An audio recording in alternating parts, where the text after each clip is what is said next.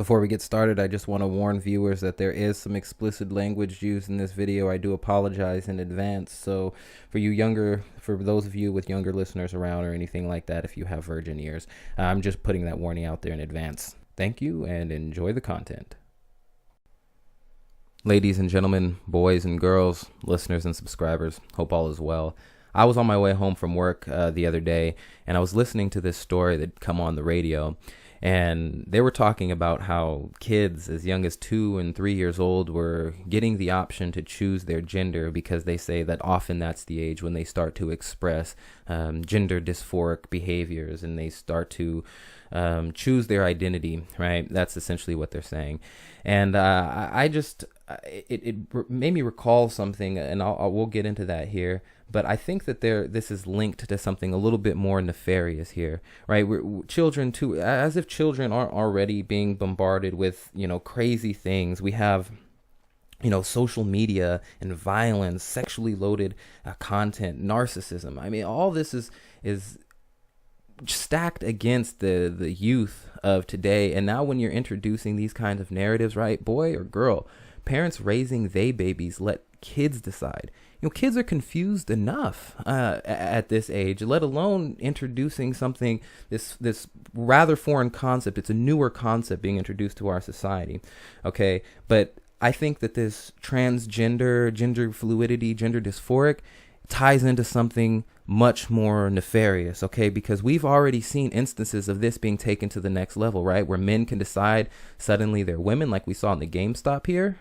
You're gonna give me my fucking money back. Excuse me, sir. There's a young man in here. Excuse me, it's ma'am. It is ma'am. I can call the police if you'd like me to. You need to settle down. You need to settle down and mind your business, okay?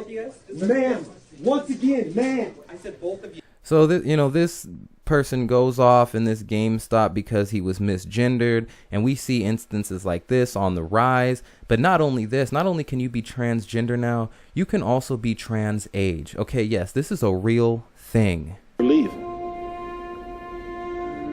So that, to me, stop being trans isn't something I could do. It'd be like telling me to stop being, 6'2" or leave. And I was who I was. I was trans before. Now, I'll leave links in the description below, but yes, trans-aged is a thing. In this instance, it was a 47 or 52-year-old man who was married for over 8 years and had 6 children, and he decided he wanted to be a 6-year-old girl. I mean, he has adoptive parents and a little sister, but doesn't it get interesting when this 52-year-old man who decides to be 6-year-old, what if he wants a boyfriend? What if he wants a girlfriend? What age group now does he get to, what age pool does he get to choose from now? You see what I mean? And not only this isn't the only gentleman who decided to be trans age. We've seen other instances, right? This gentleman here. Everybody needs a bottle in the morning. Right? Everybody needs a bottle in the morning. Coffee. I have my juice. This is real stuff.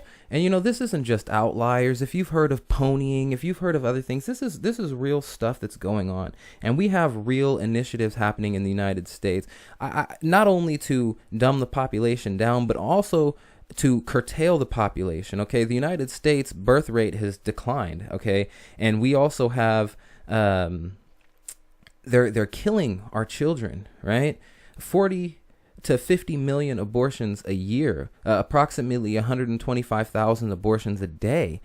This is genocide. You know what I mean? It's absolutely crazy what we see happening in the United States with people going, transgender, trans age, marriage as a declining commitment, birth rates on the decline. You have to wonder if there isn't some concerted agenda here to decrease the U.S. population, not just the U.S. population, but populations around the world. Japan's having intimacy problems.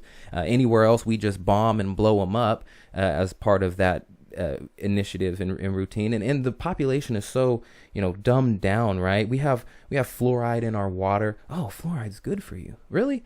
It used to be used to kill rats, and it was used as a insecticide to kill poultry lice in the 1920s. All right. And if you go to your toothpaste, here I am at just Walgreens.com, and I turn over the back of your toothpaste. If more than use for brushing is accidentally swallowed, get medical help or contact a poison control center right away. Right? And this isn't the type of stuff that just kills you outright. Cigarettes don't kill you outright, okay? Alcohol doesn't kill you outright. Neither of those do that. But its continued consumption gets you just sick enough to slowly milk you of your money with our for-profit medical systems, which, by the way, is the third leading cause of death in America. So when you, and it's not just, fluoride. We have GMO foods and foods with ingredients in it that PhDs would have difficulty pronouncing, air filled with harmful nanoparticles. I mean, that's food, water, air, medicine. We're 4 for 4 here, you know what I mean? And with initiatives like this, where we have individuals who feel so self-righteous because they aren't being characterized as the gender, and we're so bigoted because we're not adopting this new age science and these new age beliefs, we're the bigots.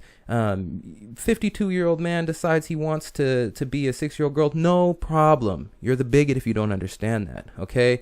I don't know how old this gentleman is. He wants to live as a baby. No problem. You're a bigot if you don't understand this, okay? And we're endorsing these lines of thinking. And not only that, if that was just left on its own, maybe it would just die out. But when you have, political and legislative initiatives trying to force this stuff on the people, where we have to make sure we use the right pronoun for some individual, we could lose our job, we could go to jail. I think we're starting to cross into very dangerous territory. And if you don't see how this transgender, trans age thing can easily lead into something like pedophilia, because it just starts to bring up some very strange and interesting questions. What happens when this 52-year-old man who's a 6-year-old girl now decides he wants a boyfriend or girlfriend? It starts to enter some really strange territories. I would just put that out there, that once you open the door, it's like Pringles. Once you pop, the fun don't stop. It's going to get more wilder and more strange if we aren't careful. I guess I'll just leave it there. California Carter signing off. Motherfucker, take it outside. If you want to call me sir again, I will show you a fucking sir. I apologize. Motherfucker. I apologize now.